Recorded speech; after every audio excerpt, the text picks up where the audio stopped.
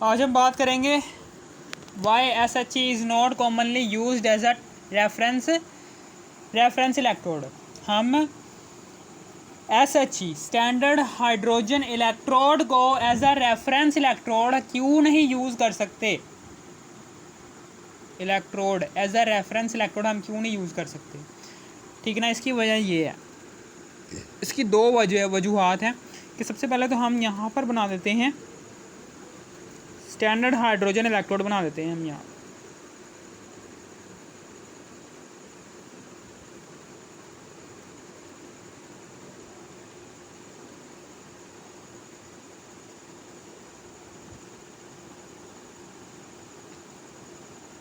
Standard hydrogen electrode है, ठीक है ना। यहाँ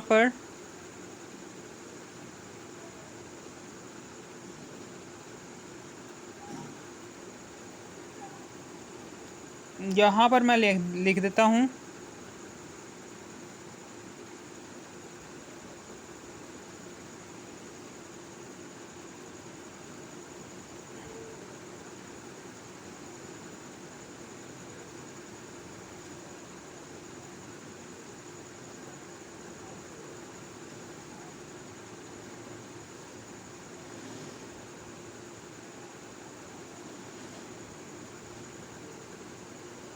यहाँ पर मैं लिख देता हूँ यहाँ पर ये कौन सा सॉल्यूशन है, ये 1 मोलर सॉल्यूशन है ऑफ HCl का, ठीक है ना। और ये आयंस की फॉर्म में है। किसकी फॉर्म में? ये आयंस की फॉर्म में है। और इधर करके क्या है,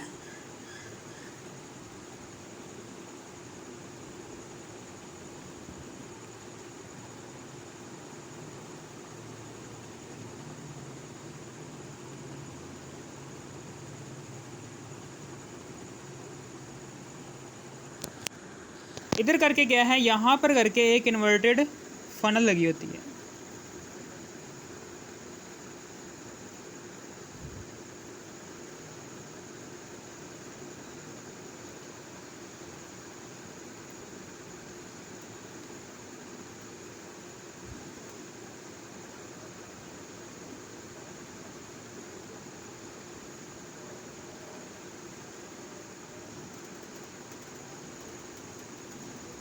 ये इन्वर्टेड फनल लगी हुई है।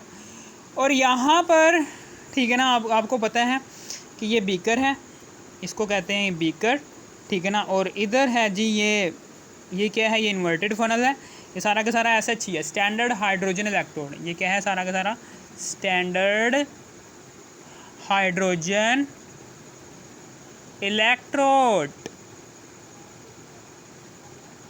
ठीक है ना। इसको हम नाम देंगे SHE, ठीक है ना। इसको हम कहेंगे ये क्या है, ये इन्वर्टेड फनल है, ठीक है ना। और यहाँ पर क्या है,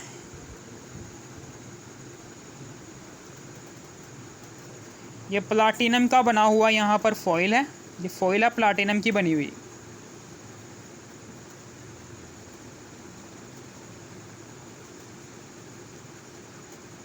ये क्या है, ये प्लाटिनम की बनी हुई फॉइल है। प्लाटिनम की बनी हुई फॉइल है, प्लाटिनम फॉइल, या फिर आप इसको प्लाटिनाइज्ड फॉइल भी कह सकते हो, या फिर प्लाटिनाइज्ड फॉइल भी कह सकते हो इसे, ठीक है ना। और ये क्या है, ये प्लाटिनम की बनी हुई वायर है। और यहाँ पर इसको सर्किट से ऐसे इस तरह से कनेक्ट कर दिया, ये सर्किट है,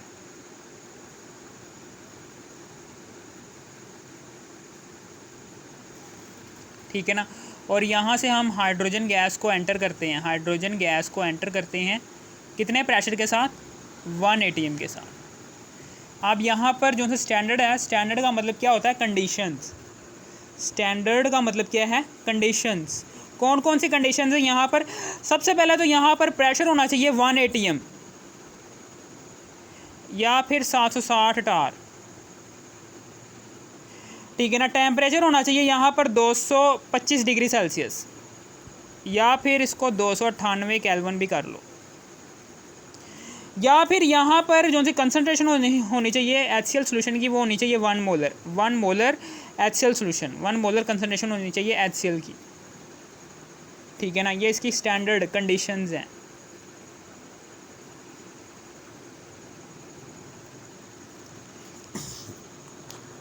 ठीक है ना। अब यहाँ पर सबसे पहले the maintenance of 1 atm pressure is become difficult.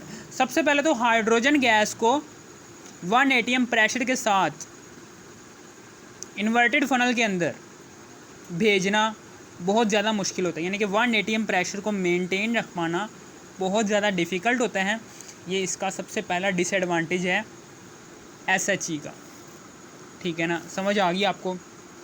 और इसका दूसरा वाला डिसएडवांटेज क्या है, वो ये है कि जब टेम्परेचर आप 25 डिग्री सेल्सियस से ज़्यादा करो या 25 डिग्री सेल्सियस से कम करो, टेम्परेचर को 25 डिग्री सेल्सियस से ज़्यादा करो या फिर 25 डिग्री सेल्सियस से कम करोगे, तो जौन सी आपकी ये जौन सी वैल्यू थी ई सेल है is equal to E oxy plus E reduction. यहाँ पर ई सेल है, यहाँ पर आपको पता है, मैंने अभी बताया आपको कि ई ऑक्सी की वैल्यू क्या होती है, वो होती है जी माइनस ई रिडक्शन।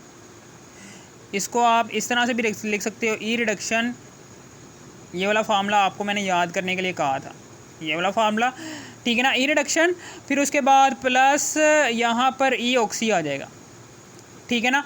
अब फिर उसके बाद नीचे आ जाएगा यहाँ पर E cell is equal to E reduction, और ई रिडक्शन यहाँ पर ये ई ऑक्सी का फार्मूला है जी, यहाँ पर ई रिडक्शन हमने यहाँ पर पुट कर दिया।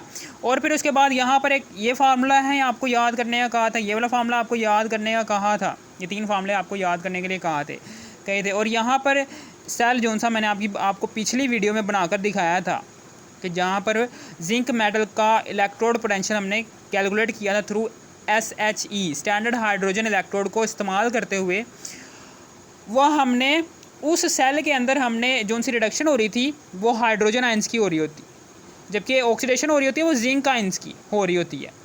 यहाँ पर जो सी हाइड्रोजन आयंस की जो सी रिडक्शन हो रही होती है ना, इन हाइड्रोजन आयंस की क्या हो रही होती है, रिडक्शन हो रही होती है, हाइड्रोजन आयंस की रिडक्शन हो रही होती है। जैसे ही टेम्परेचर 25 डिग्री सेल्सियस, जैसे ही वो जो सा सेल होता है जिसके अंदर हम जो सा सेल होता है यहाँ पर 0.76 वोल्ट, ठीक है, वोल्ट मीटर में जो सी वैल्यू आ रही होती है, जैसे ही ये इलेक्ट्रॉन, जैसे ही ये जिंक आयन जो सा है ये 2 इलेक्ट्रॉन खारिज करके, जिंक मेटल जो सी ये 2 इलेक्ट्रॉन को खारिज करके आयन में कन्वर्ट होती है, तो ये 2 इलेक्ट्रॉन जैसे ही वोल्ट मीटर की तरफ जाते हैं तो करंट प्रोड्यूस करते हैं, तो वोल्ट मीटर में जो सी डिफ्लेक्शन आती है वो इतनी आती है 0.76 वोल्ट, ठीक है ना, समझ आ गई आपको। और फिर उसके बाद यहाँ पर हाइड्रोजन आयंस हैं, हाइड्रोजन आयंस जो से होते हैं, ये जो हाइड्रोजन आयंस होते हैं, जो से हाइड्रोजन आयंस होते हैं जो इस सोल्यूशन के अंदर प्रेजेंट है, ये SHE में जो सा सोल्यूशन है उसमें प्रेजेंट है। ये 2 हाइड्रोजन आयंस क्या करते हैं, ये 2 इलेक्ट्रॉन को लेते हैं और हाइड्रोजन गैस के मॉलिक्यूल में तब्दील हो जाता है, ठीक है ना। एक हाफ सेल में ऑक्सीडेशन हो रही होती है, दूसरे हाफ सेल में रिडक्शन हो रही होती है, ठीक है ना। अब वो कह रहा है ये जो सा H+ की वैल्यू है, ये जो सी वैल्यू है ए रिडक्शन की, ये रिडक्शन हो रही है ना इसकी, तो इसलिए हमने इसको रिडक्शन में लिया। ए रिडक्शन की वैल्यू क्या होती है, यहाँ पर वो फिक्स हुई होती है, 0.00 वोल्ट होती है, फिक्स वैल्यू होती है। चाहे हाइड्रोजन आयंस की आप ई रिडक्शन की वैल्यू लो, चाहे हाइड्रोजन आयंस की आप ई ऑक्सीडेशन की वैल्यू लो, वो फिक्स ही होती है, 0.00 वोल्ट ही होती है, आर्बिट्रेरी वैल्यू होती है, सपोज की हुई वैल्यू होती है। ये सपोज की हुई वैल्यू है, ये क्या वैल्यू है, ये सपोज की हुई वैल्यू है, 0.00 वोल्ट सपोज की हुई वैल्यू है। जैसे ही टेम्परेचर 25 डिग्री सेल्सियस से, जैसे ही टेम्परेचर उस सेल का 25 डिग्री सेल्सियस से ज़्यादा होता है या 25 डिग्री सेल्सियस से कम होता है ना, तो ये सपोज्ड वैल्यू होती है 0.00 वोल्ट, ये भी तब्दील होती है। जैसे ही हाइड्रोजन आयंस की ई रिडक्शन की वैल्यू 0.00 वोल्ट से चेंज होकर किसी और वैल्यू में तब्दील हो जाती है, तो हमारा जो सा ये ई ऑक्सी की वैल्यू यानी जिंक मेटल का जो सा पोटेंशियल होता है, जो सा इलेक्ट्रोड पोटेंशियल होता है, वो भी चेंज हो जाता है, ठीक है ना, ये इसका दूसरा वाला डिफ़ॉल्ट है कि the value of SHE is temperature dependent, with the change of temperature the standard value is also changed. तो ये जो सी वैल्यू होगी ये भी चेंज हो जाएगी। जैसे ये चेंज होगी तो इलेक्ट्रोड पोटेंशियल होगा, जो सा मेटल का इलेक्ट्रोड पोटेंशियल होगा वो उसकी वैल्यू भी चेंज हो जाएगी, जिससे हमें ये समझ में आता है कि जो सी SHE स्टैंडर्ड हाइड्रोजन इलेक्ट्रोड को जब आप इस्तेमाल कर रहे होते हो किसी भी मेटल का इलेक्ट्रोड पोटेंशियल कैलकुलेट करने के लिए, तो वहाँ पर टेम्परेचर को मेंटेन करना बहुत ज़्यादा इम्पोर्टेंट है। अगर टेम्परेचर कम या ज़्यादा होता है 25 डिग्री सेल्सियस से, तो आपका उस मेटल का इलेक्ट्रोड पोटेंशियल की वैल्यू चेंज हो सकती है, ठीक है ना। इलेक्ट्रोड पोटेंशियल की वैल्यू क्या हो सकती है, चेंज हो सकती है।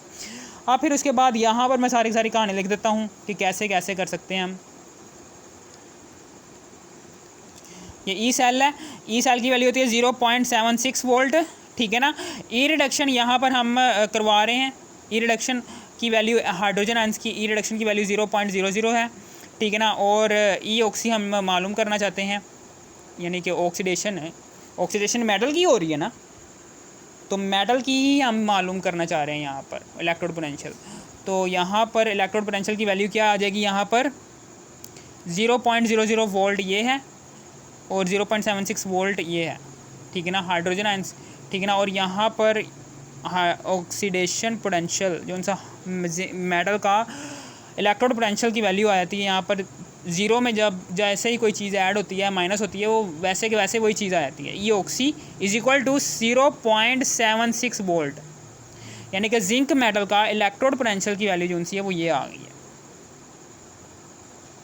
ठीक है ना, ठीक है ना। हाइड्रोजन हमेशा याद रखना कि हाइड्रोजन आयंस का जो सा इलेक्ट्रोड, हाइड्रोजन आयंस की जो से ये इलेक्ट्रोड पोटेंशियल की वैल्यू है, ये टेम्परेचर डिपेंडेंट होती है। जैसे ही टेम्परेचर 25 डिग्री सेल्सियस से कम होता है, ज़्यादा होता है, तो हाइड्रोजन आयंस का इलेक्ट्रोड पोटेंशियल की वैल्यू ये जो 0.00 वोल्ट है ये नहीं रहती, ये इससे कम हो जाती है या फिर इससे ज़्यादा हो जाती है। जैसे ही कम या ज़्यादा होती है तो मेटल का इलेक्ट्रोड पोटेंशियल की वैल्यू पर भी फ़र्क आ जाएगा, वो भी कम या ज़्यादा हो सकती है, 0.76 वोल्ट नहीं रहती। ये क्या होती है, ये फ़िक्स वैल्यू है, यही वैल्यू ही आनी चाहिए। अगर टेम्परेचर चेंज होगा तो ये वैल्यू फ़िक्स नहीं रहेगी, मेटल के इलेक्ट्रोड पोटेंशियल की वैल्यू ये फ़िक्स नहीं रहेगी, ये चेंज हो जाएगी। जैसे ही चेंज हो जाएगी तो समझ लेना कि आपका टेम्परेचर जो है वो चेंज हो चुका है। अगर आपके मेटल, जिंक मेटल की इलेक्ट्रोड पोटेंशियल की वैल्यू ये नहीं आ रही, 0.76 वोल्ट नहीं आ रही, इससे कम आ रही है, ज़्यादा आ रही है, तो समझ लेना आपका जो सा सारा का सारा प्रोसेस है, उस प्रोसेस में देख लेना आपका टेम्परेचर में चेंज आ रहा होगा। वो 25 डिग्री सेल्सियस में से ज़्यादा भी हो सकता है, 25 डिग्री सेल्सियस से कम भी हो सकता है। अगर आपको इस वीडियो की ज़रा सी भी थोड़ी सी भी समझ आ गई हो, तभी आपकी ये वैल्यू चेंज हुई है जिंक मेटल के इलेक्ट्रोड पोटेंशियल की, अदरवाइज़ नहीं चेंज, अदरवाइज़ यही आएगी।